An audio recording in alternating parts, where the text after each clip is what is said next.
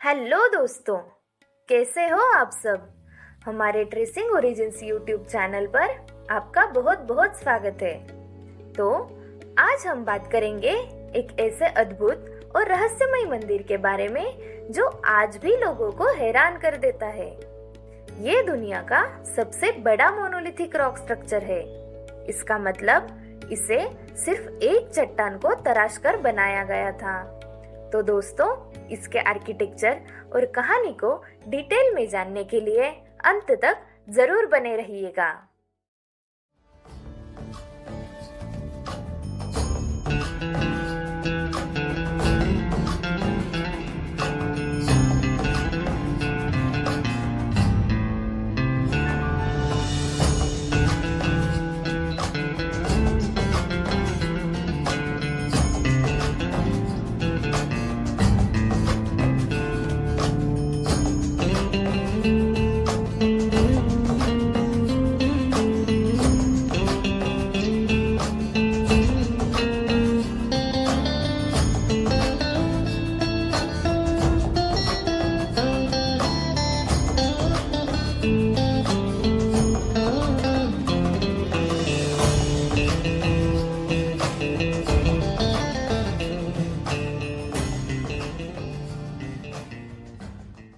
कैलाश मंदिर, जो महाराष्ट्र के सह्याद्री की पहाड़ियों में स्थित है, इसका कंस्ट्रक्शन एक यूनिक और अनकन्वेंशनल टेक्निक से किया गया था।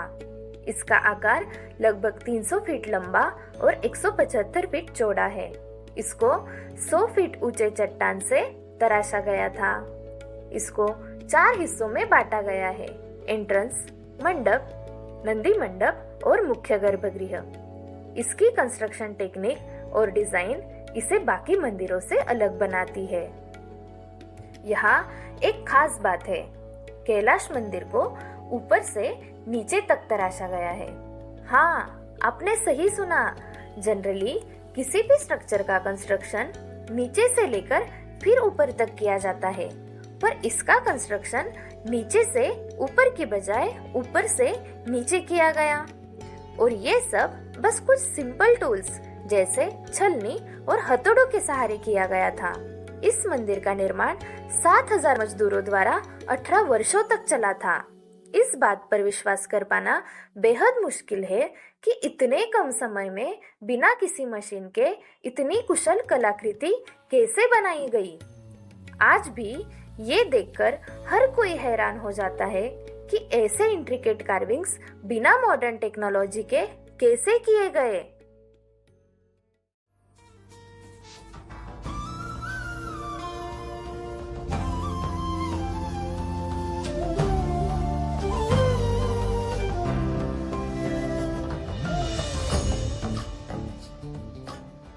मिडिवल पीरियड के कई लिटरेरी सोर्सेस इस रॉक टेम्पल को मणिकेश्वर केव टेम्पल के नाम से बताते हैं। कहानी कहती है कि ये मंदिर रानी मणिकावती ने बनवाया था। कहानी के अनुसार अलजपुरा यानी कि आज के महाराष्ट्र में स्थित एलिचपुर, जो अमरावती जिले में पड़ता है, वहाँ के राजा एक गंभीर बीमारी से पीड़ित थे। एक दिन राजा और रानी शिकार करने निकले। उस शिकार के दौरान राजा और रानी महिषमाला, जो कि आज के एलोरा के पास पड़ता है, वहां गए। वहां जाकर रानी ने भगवान कृष्णेश्वर की पूजा की। उन्होंने शपथ ली कि अगर राजा की तबीयत ठीक हो जाए तो वो शिवजी के लिए एक मंदिर बनवाएंगी। राजा ने महिषमाला के कुंड में स्नान किया और चमत्कार स्वरूप कुछ ही समय में राजा की बीमारी ठीक हो गई।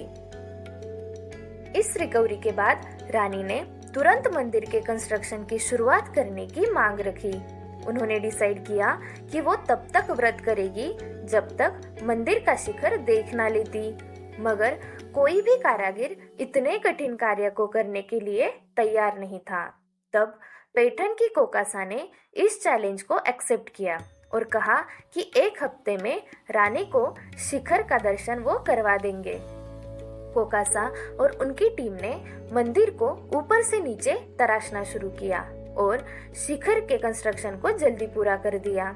इस तरह उसने राजा और रानी की समस्या को सुलझा दिया। रानी की भक्ति को समर्पित करते हुए मंदिर का नाम मणिकेश्वर पड़ा और राजा ने ईलापुर शहर यानी कि आज का एलोरा स्थापित किया।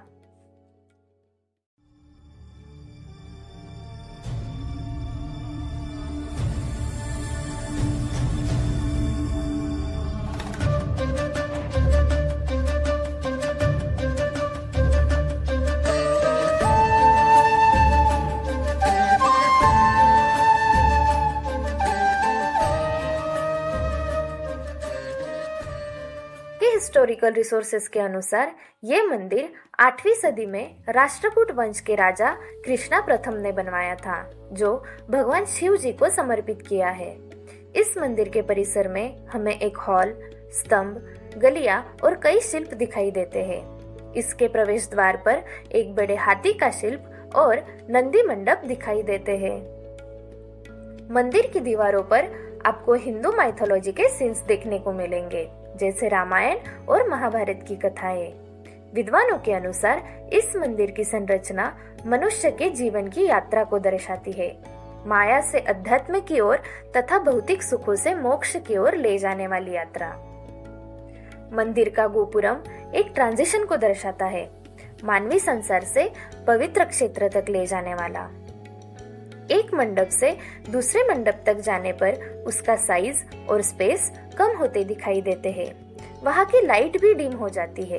इस डिजाइन का उद्देश्य यह है कि आने वाले लोग मंदिर के भीतर आगे बढ़ते हुए बिना किसी विचलन के इस पवित्र स्थान को करीब से महसूस कर सके।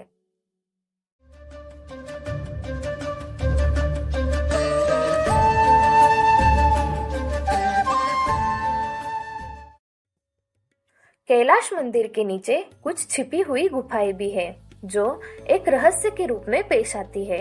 कुछ रिपोर्ट्स के अनुसार इन गुफाओं में high levels of radio activity होती है, जो एक अंदरूनी सोर्स से आती है। ब्रिटिश कॉलोनियल पीरियड के दौरान रिसर्चर्स ने इनका स्टडी किया था, पर हाई रेडियो एक्टिविटी की वजह से लंबी रिसर्च नहीं हो पाई। बाद में भारत को स्वतंत्रता मिलने के बाद भारत सरकार ने यहाँ किसी भी रिसर्च को बैन कर दिया है। इस बैन ने इस कंट्रोवर्सी को बढ़ाने में और मदद कर दी। कुछ थ्योरीज कहती है कि ये नेचुरल फॉर्मेशंस का परिणाम हो सकता है, जबकि कुछ लोग दावा करते हैं कि यहाँ कोई प्राचीन टेक्नोलॉजीज या अस्त्र हो सकती है जो इस मंदिर के कंस्ट्रक्शन के लिए रिस्पॉन्सिबल हो।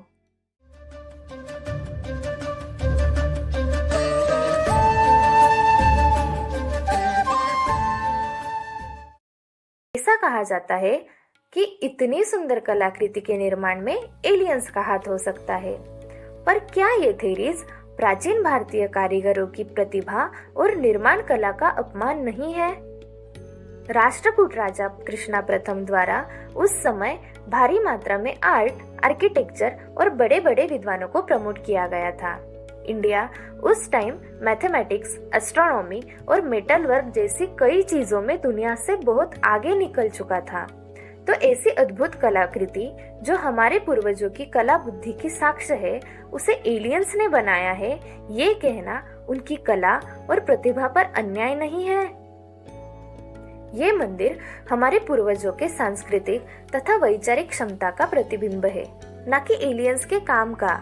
तो ये जरूरी है कि हम प्राचीन भारतीय कारीगरों के इस सराहनीय कलाकृति को परखें और उसका सम्मान करें। कैलाश मंदिर उनके कौशल, ज्ञान और मेहनत का धरोहर है।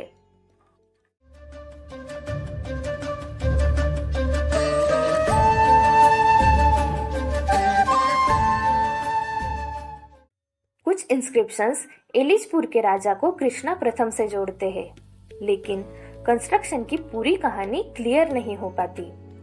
पुरानी मराठी कथाओं के अनुसार कोकासा को प्रमुख कारीगर माना जाता है और 11वीं से 13वीं सदी के रिसोर्सेस में कोकासा परिवार के अन्य कारीगरों का भी जिक्र होता है। कई जगह ऐसा भी कहा जाता है कि एलिचपुर के राजा और राष्ट्रकूट राजा कृष्णा प्रथम एक ही है। हमारे पास इस मंदिर के इतिहास के बारे में पूरी जानकारी उपलब्ध नहीं है। उस समय के सारे रिसोर्सेस अवेलेबल नहीं है। इस वजह से हिस्टोरियंस और आर्कियोलॉजिस्ट को एक कॉन्क्रीट हिस्ट्री लिखने में दिक्कत आती है। जब हम कैलाश मंदिर की सुंदरता को सराहते हैं, तो हम इसके रहस्यों पर भी सोचने लगते हैं। ये मंदिर हमारे पूर्वजों की अद्भुत कारीगरी और कला दृष्टि को समझने में हमारी मदद करता है। ये हमें हमारी आध्यात्मिक और सांस्कृतिक धरोहर को समझने के लिए प्रेरित करता है।